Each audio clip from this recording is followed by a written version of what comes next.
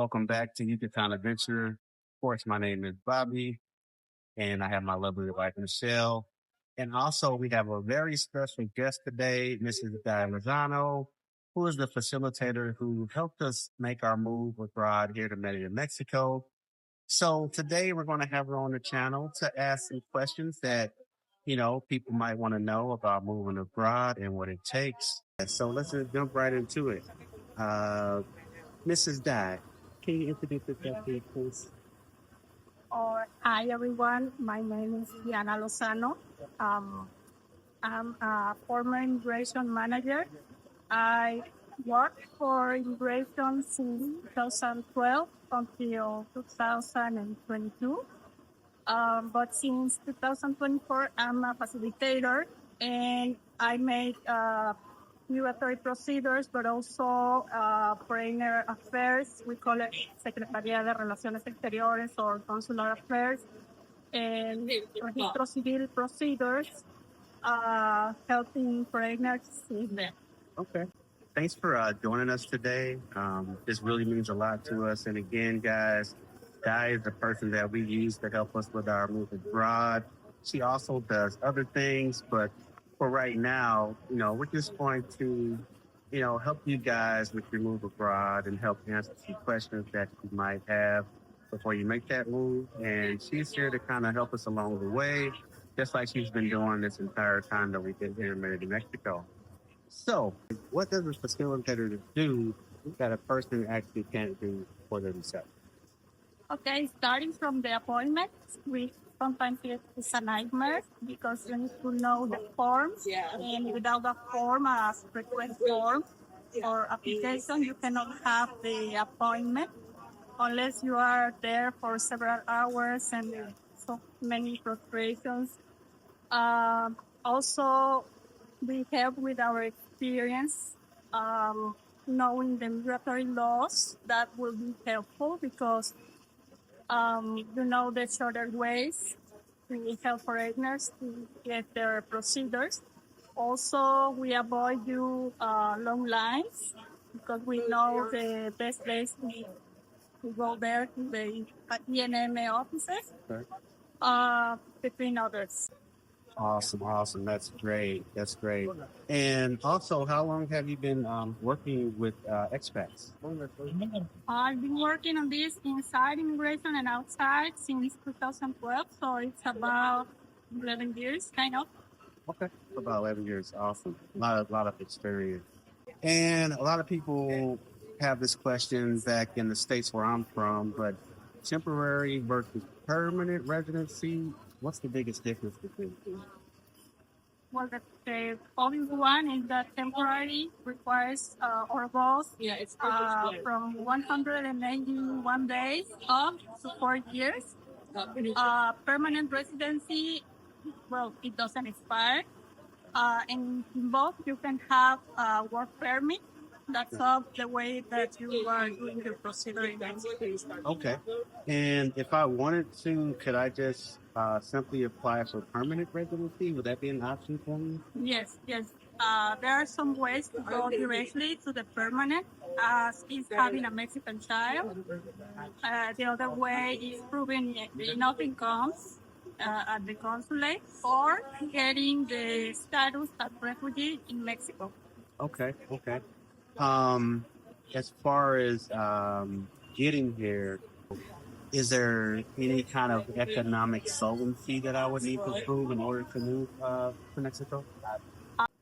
Okay, the consulates haven't released yet the amount, but it's for sure that for a temporary residence, you will have to prove a monthly income of more than 4,000, and for permanent, double. Okay. Is it possible to start with permanent residency now, or is everyone starting with temporary? Well, if you meet the requirements, it's always possible to start with permanent. And we have different forms to get the permanent. Okay. Can you work in Mexico with residents? Well, yes, the migratory laws have some requirements, as is to have a job offer from a company and the company has to have a permit from immigration. It's called Constancia de Empleador or Employee Constancy. And if they offer you a job and you meet all the requirements, you are able to get a work permit. What is the biggest mistake people make when applying? Uh, Basic things like filling wrongly the application form. For example, if you put incorrectly a number or a date or something wrong in your name, you're not legally the same person, so you will be or you can be denied for that.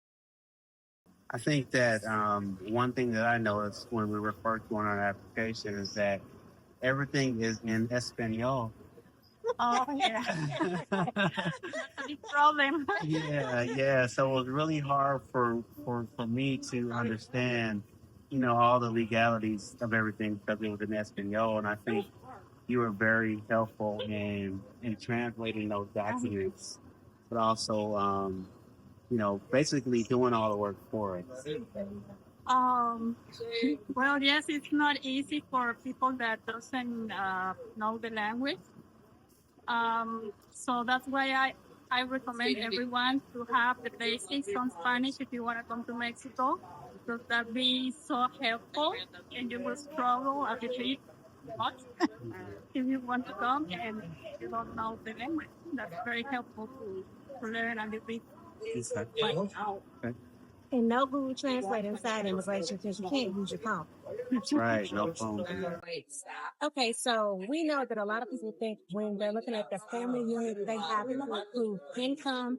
And some people think that they can just apply for it and they can just, book them a little week in Mexico and go back home. They can apply directly here in Mexico, and they doesn't have to prove any incomes, just the bonds to the marriage certificate or the birthday certificate when it's for a Mexican child.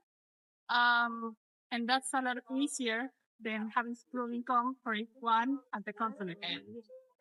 That sounds like the family unit that we actually came in on. And it's important to mention that when you are coming from outside, for example, your marriage certificate, you wrote the apostillas. That's very important. And you have to make the translation here in Mexico with a perito traductor certificado, which is a person which is legally authorized by the Mexican government to make this translation. Okay. And they also shouldn't expect if they're applying for family unit for it to be done in a week. It could probably take longer. No. The kind of disadvantage of this is the time, because family unit, it takes longer than any other procedure because of the nature of this procedure. You can expect a visit from immigration at your address. And this is very, very important point that we're touching, because most people doesn't know, but it's very important to have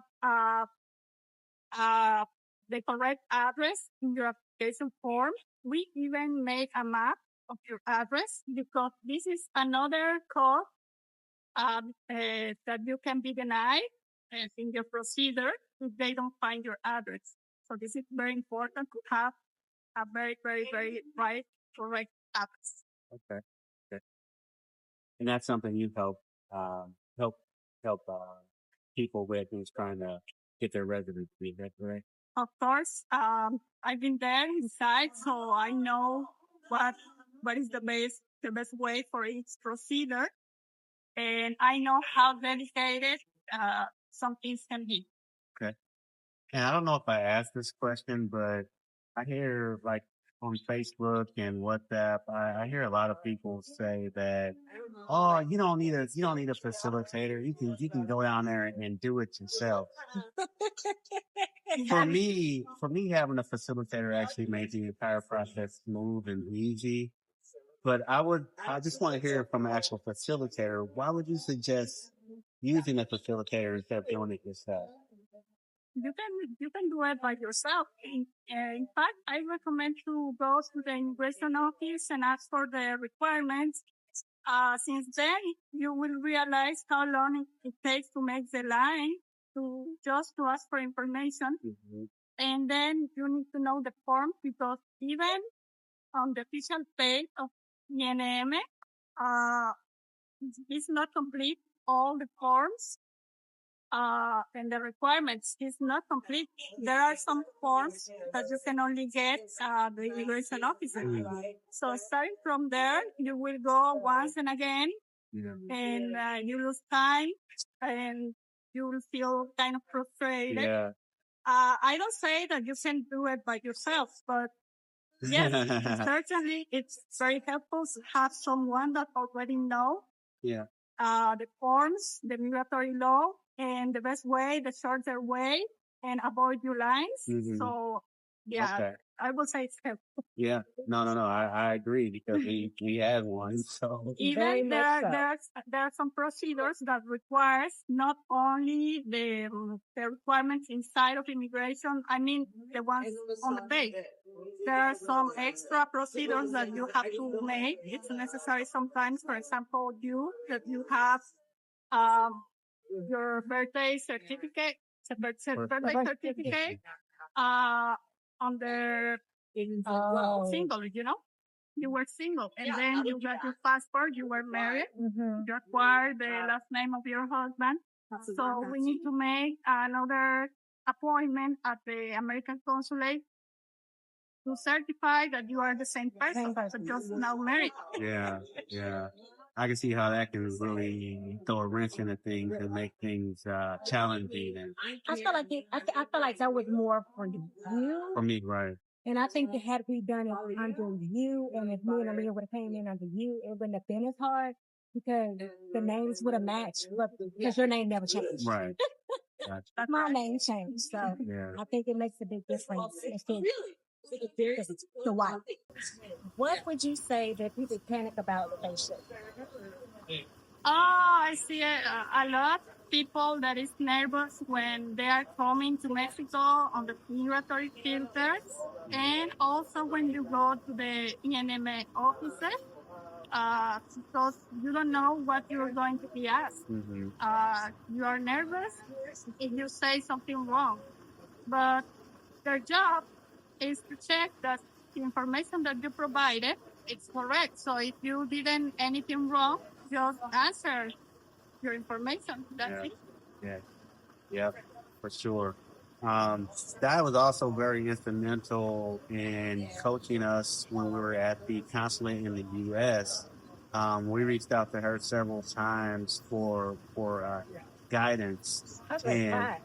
yeah, Michelle was ready to cry.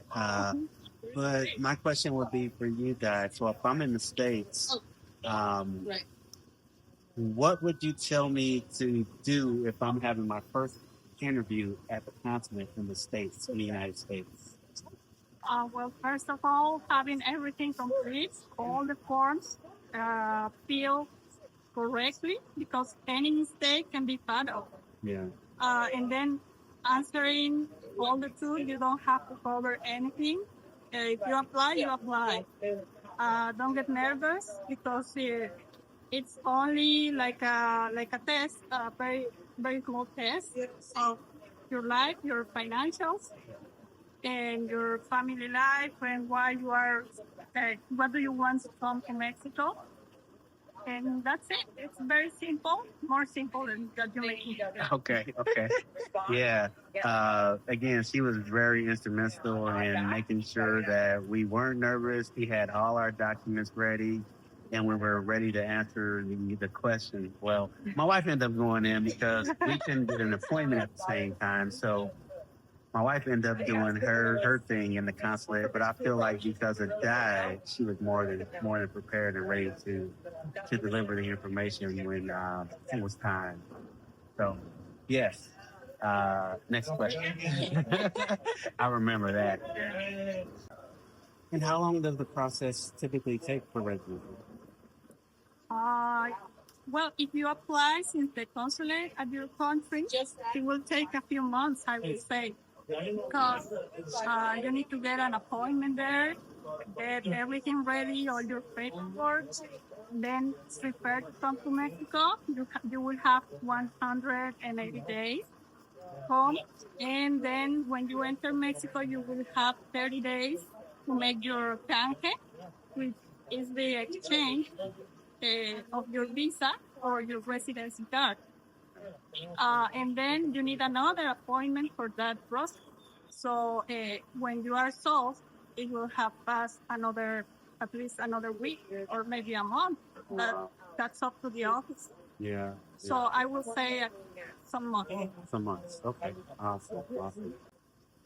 And why would you say some people get denied for their residency? For basic things as when immigration doesn't find your address or they can know where you are, probably they will deny because they want to check that all the information that you provide them it's correct, and that's one of the bigger things that I've seen. But it's also if you provided some wrong information in your application, or some people give fake documents. Oh, wow. Yes. Okay. Wow. Gotcha. So, what are the different ways you could stay in Mexico? The migratory law can have three status. First, as visitor for short stays. It can go from 1 up to 180 days, but it can be less. For example, tourists are visitors. The sports people or people that is hired from for short period, for example, festival or sport event. Second one is the temporary residence. It goes from 181 days up to 4 years, and you can come as student, proving income, for family unit. You can have a work permit too. You can come under a job offer. And we also have the permanent residence. The permanent, it doesn't expire. You can get it when you have a Mexican child, when you get the refugee status, or when you have 4 years completed as temporary resident. Of course, you can get a visa if you prove enough income. Okay. And then in our case, we're currently temporary residents, but we want to eventually become permanent residents. That will only be possible when you get 4 years of temporary residence. Okay. So I need to be temporary for at least 4 years before I can become permanent. Sure. Okay. So I have a question about family. With family unit, I know it could be a spouse, a parent, correct? Oh, yes. Family unit is not limited to children or spouse. You can bring your parents. You can bring the children of your couple. But is there an age limit for your yes, children? Under 18. Or you can bring them over 18 only if they have some disability or they are under your care and they cannot just live by themselves. No, be care by them. Okay. Wow. Good to know. For residency, does the rules change, and if they do, how often? Well, every year you have an update on the fees to pay to immigration. Rules can change one day to another. For example, when the regularization program was on, one day to another they announced that they will be finishing that program. So all the appointments have to be canceled. Okay. But we have to remember that the immigration law it's the same for all the countries. Okay. It can be changed, but it has to be approved by our senators or politics Oh, wow. Okay. So it's not that easy to change. Mhm. I mean, for the immigration law. But the rules, yes, one day to another, we don't know what day. All right. So I've just been approved for my residency, and I'm getting ready to make my journey to Mexico. What is the most important thing I need to do when I get to the airport or when I land in Mexico? Oh, for sure, to show your visa. If you're not documented properly, you can lose your visa. Some mistakes are made, of course. It's not up to you because you are not able to see the system, but they will stamp you in your passport and they should write like something like 30 days that you have to make your canje. That's the time that you have. And you should get an appointment by then when you enter to Mexico because sometimes getting appointment uh, is not the same for every office.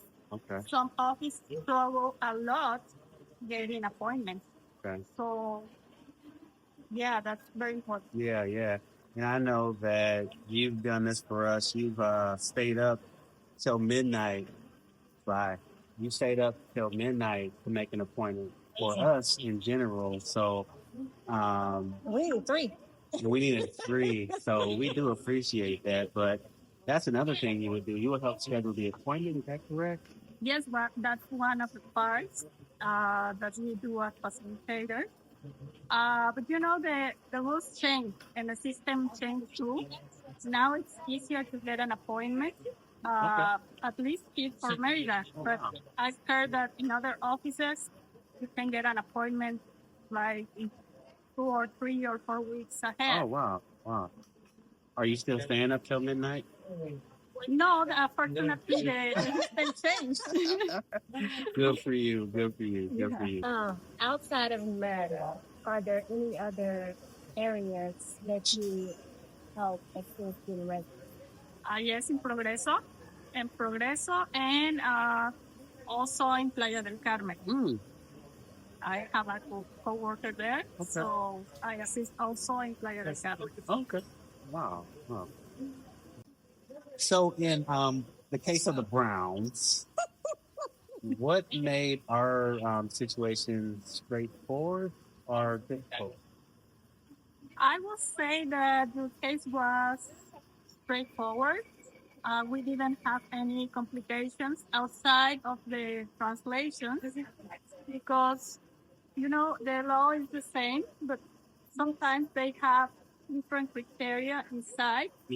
And some words, for example, in the translations can affect their validity for them. So we have to change some things at the translation, but that was in your case because not everyone is solving all the family procedures. You go with one officer or maybe one, your daughter with another, yours with another. Right. And while you was solved easily and your daughter too, he was asked to change some things at the translation. Yeah. Also, we got the appointment at the American consulate with you to prove that you are the same person, single and married. But I would say it was straightforward Okay. out of that. Okay. Okay. And what would you recommend for a family like ours, a husband, wife, maybe kids? Okay, first to have all the paperwork that you will need.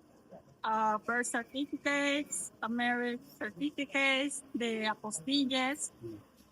Then look for a translator, or in our case, I know someone, and I was able to provide someone to make the translation. Mm-hmm. And also look for the accurate information because that's one of the most frequent things that I see in people. Okay. Sometimes people doesn't know where to go, where to start. I would say look for the most accurate source of information, which is the EMM or consulate. Directly ask to them, make your research, and then if you consider, hire a facilitator. Okay. Okay. Sounds good. And if I'm wanting to move abroad, like what person should reach out to you for help? The individual. Um, I will say first of all, people that doesn't know the language. Mm-hmm. Then I think people that is not related or doesn't know anything about the immigration process or have so many doubts. Believe me, it's worth it to hire a facilitator because some small mistake Mm-hmm. can just ruin the process. Make it more costly or take Yeah, longer you or don't get that money back. No, you won't oh get wow. the money back, Okay. and you will go and come once and again. It's very frustrating, and I Yeah. have clients that have come to me because of this reason after Oh so wow. many comes and goes and it's frustrating. Yeah. They're just like, forget that. I'm just gonna hire someone to help me. Yes. Okay. Mhm. So you know, a lot of people don't know, but I'm gonna put it out there. Di not only helped us with getting residency, but she also helped me with getting my car registered. I know this is kind of off script, but she also helped me with getting my car registered. So I just want to ask you, is there any other services that you do besides helping clients out with residency? Well, yes, I help with the Foreigners Affairs Secretary, Secretaría de Relaciones Exteriores. For example, when your child is born here in Mexico, I help getting passport and all the civil registration procedure, Okay. and then start the process of immigration. So I work in the civil registration, sometimes with the police Okay. Okay. and consular affairs. Okay. And she also helps with car registration as well, guys. So keep that in mind too. And we're just going to wrap things up here. Big question that a lot of people will want to know is why should they hire you as a facilitator? What's the bonus for that? Oh, well, thank you for that. I would say my Experience, yes. knowledge of the immigration laws. Okay. It's not just filling paperwork or applications. Yeah. It's not about that. I know the shortest ways to make procedures. Yes. I will save you time, money. Time and money. That's good. That's Yeah, good. so I will say that. Okay. Okay. I will say for me, for personal experience, I did my research looking at the facilitator. Yeah. And what's good, because when we did first talk, we had when we on like a video call. Oh yeah, I remember We that. had a video call. Yeah, I remember and that. she answered all our questions. But what sealed the deal for me was when we couldn't get our appointment at the consulate in the States, and I was panicking, and I'm just texting away, and she calls me immediately. And she calmed me down. She helped guide me to make me feel at ease and to be able to do the right process to get us over that first time to get.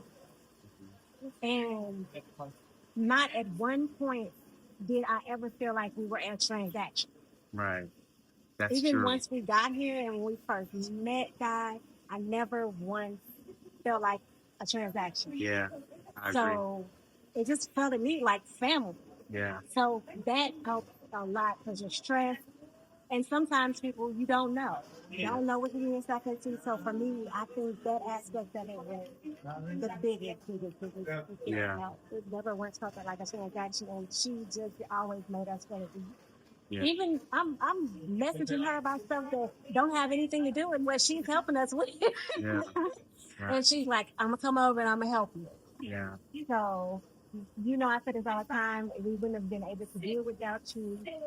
We thank you. We love you. She's like family. Yeah. Thank For you sure. very much For for sure. that. So we greatly, greatly appreciate her. Yeah. So very much.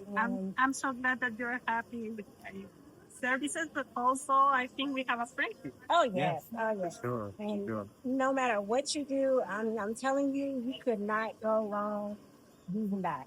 Yeah. Yep. Yep. Definitely going to piggyback on that. He's 100% correct. I was like, God, say this, but I might take it out. I was like, damn, babe, when is he gonna ask her for some money? Like, she never did. Oh yeah, he was from bad. He was like, She never did. She never did until the process was completely finished. I think her mission and her goals are to make sure that we get the proper documentation and we get our residency and we're good and set and ready to go. And then after that, he's like, "Give me my money." But again, guys, we appreciate Di. I know you're a busy person. I know that you have a lot going on. So we do appreciate your time and sitting down with us and letting us have this conversation. Thanks for inviting me too. Yes, it's a pleasure. And hopefully you guys find this video useful. If you do, don't forget to like, comment, and subscribe. And we're going to drop guys' info in the description tab so that you have it. Definitely reach out if you're struggling. I feel like they can ask you anything, right? Sure. Yeah, and she won't charge you for that, guys. Yeah, I don't charge for She won't charge you for that. So reach out to Di if you have any questions about moving abroad, moving to Merida, Mexico. This is a beautiful place. We love it. We've been here for 6 months now. And again, it would not have been possible without the help of this young man. So yes, we do love you. We do appreciate you. I appreciate you. Yeah, and we do appreciate you. And thank you so much again for letting us have you on our channel. You guys want anything else for you? One thing for you. Yeah, you're welcome. Till next time, guys. Peace.